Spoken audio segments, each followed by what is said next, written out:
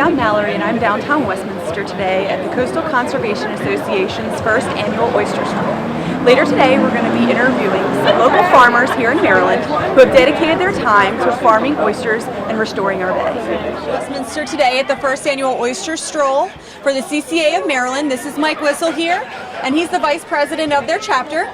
Mike, can you tell us a little bit about the CCA and what you have going on? CCA stands for the Coastal Conservation Association, and we are a marine conservation group of primarily of recreational fishermen who are concerned about our marine resources, access to the resources, conservation of a public resource.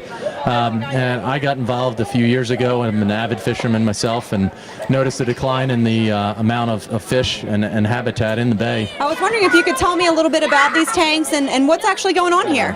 2 days ago, we got this out of the Chesapeake Bay. This morning, these both look the same. And we dropped 18 oysters into this tank on the right here. And within about an hour, you see how much it can filter.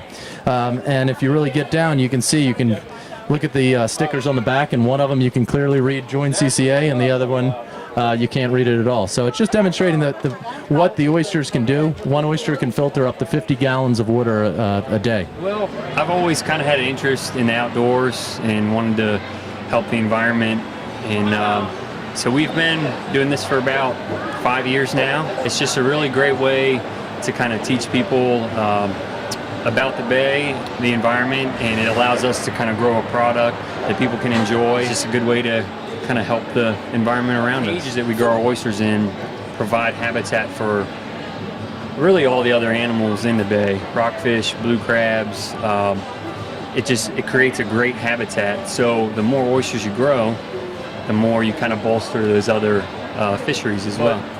We're all tied together. I mean, the water, when it rains here, it ends up in the bay, and it's all connected, and a healthy environment here is a healthier environment for the bay where we're at, and for everyone in Maryland, for all the residents. Years ago, how important shellfish bars are to good fishing. So you can go out there on the Chesapeake Bay, and there's a lot of places you can fish. There are miles and miles of shoreline, but when you find a live hard bottom, that's a bottom that has shellfish and oysters growing up, that's where the fish are, and that's where the trophy fish are, and that's the places I like to fish. Hi, I'm Mallory. I'm downtown Westminster at the first annual oyster stroll, and I'm with Brad here today with Warshore Oyster Company.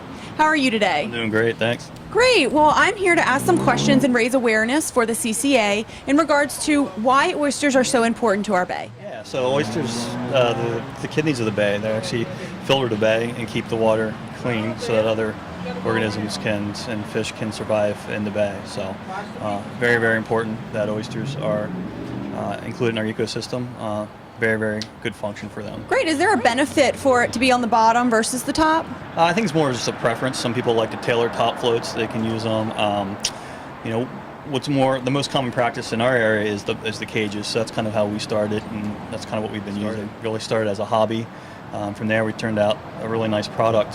So I basically just kind of picked up the phone and started cold calling in the chefs. Our whole model with Warshore is we harvest and deliver within 24 hours to restaurants in DC, Northern Virginia, and Baltimore, and then we do some retail stuff. So our whole ideal is, fresh product from the bay, delivered in a timely manner. You shouldn't do that. I mean, this is a natural watershed here.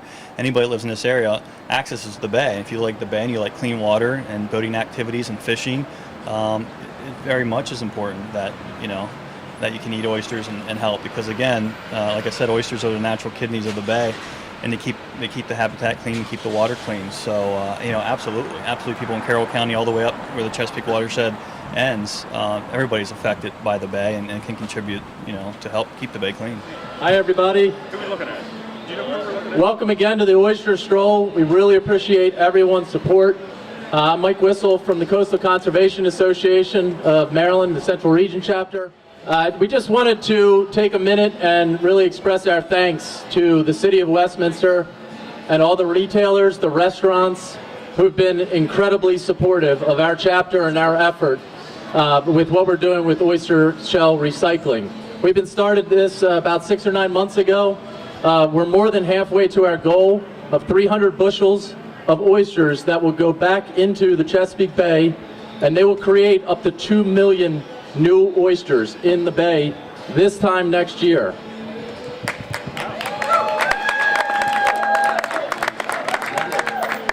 And it's amazing what a small community that we are in a small area can do to make a difference for the bay. Even though we're not really even close to the bay, we can make a difference. So appreciate all the support. In recognition and gratitude, we wanted to present the mayor with this plaque that we've had commissioned from Blue Water Copper Works in North Carolina in support of our Living Reef Action Campaign, where our volunteers will actually build an artificial reef, and it'll be placed into the Chesapeake Bay by this time next year. Thank you very much. Hi, I'm Mallory, and we're downtown Westminster at the first annual Oyster Stroll. I'm with the CCA, and we're raising awareness for oysters and the Oyster Restoration Project. I'm here with Bubba Parker. He's with Chop Tank Sweets, and today he is shucking oysters for all of our customers. So today I'm just asking you, what exactly is the bay restoration, and why is it important for people of Maryland to be aware of? Well, there's not a whole lot of wild population of oysters left, and obviously oysters filter the bay. They said back in the day between oysters and menhaden, the bay was filtered within 3 days.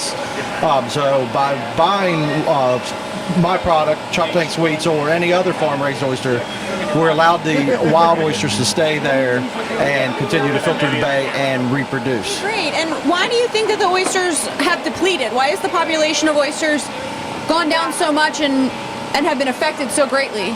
I believe the main reason is just over-harvesting. I mean, even our spat back in the day, they would take in rail cars up to create the blue point oyster, basically. And just over time, just keep taking and taking and taking.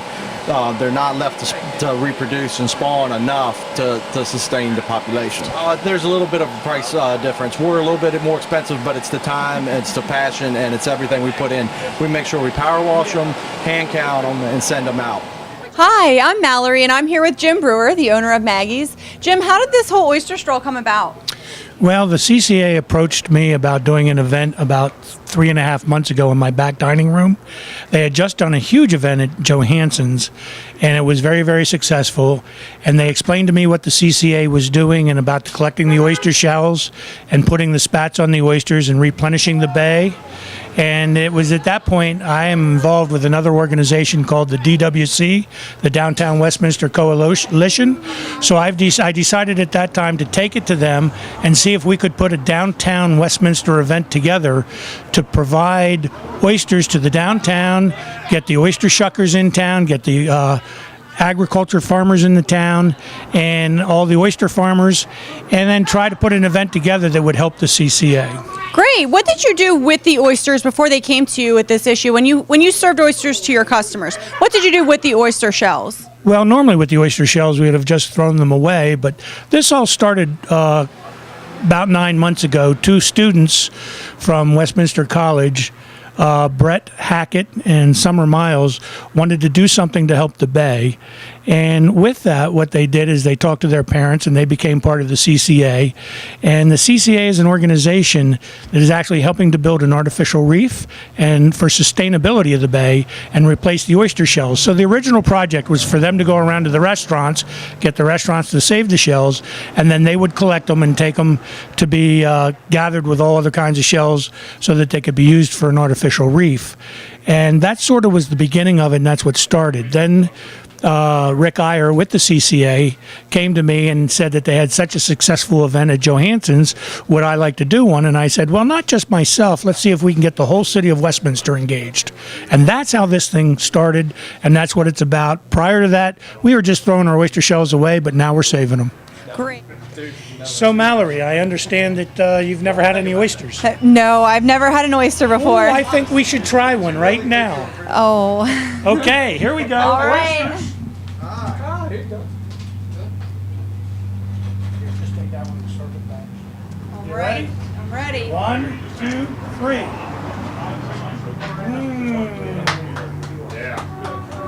That was so good. I loved it. Any final words, Jim, that you would like to say? Well, at this point, Mallory, I want to thank you and everybody that's been involved.